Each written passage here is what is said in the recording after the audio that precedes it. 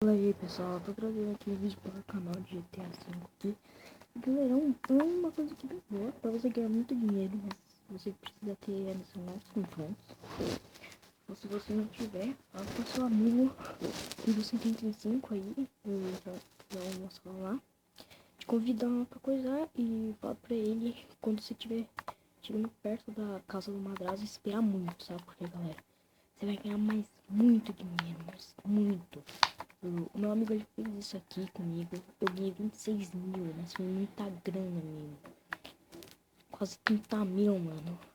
É muita coisa mesmo. Agora de RP você ganha 4 mil. É uma coisa bem boa aí. Se você é nível baixo, né? Faça isso daqui com seu amigo e você só tem que esperar.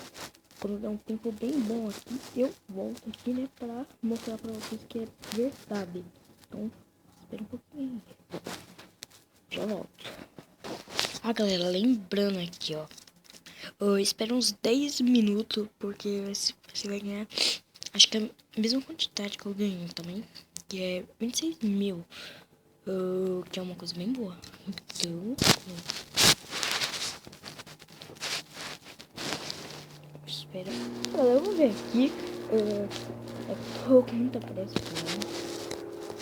Vamos lá, vamos ver quanto que eu ganho aqui.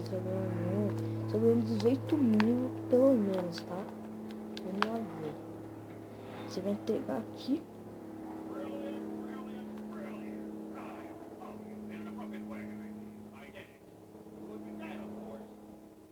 Vamos ver quanto a gente ganha. Vai lá no topo aqui. JP. É 18 mil, bem do que eu tava pensando, tá, galera? Porque essa missão aqui, você ganha 14 mil. Ganhei mais um pouquinho a mais aqui. Vocês viram que funciona. Se você ficar esperando mais muito tempo você vai ganhar muito dinheiro. Aí caiu aqui também.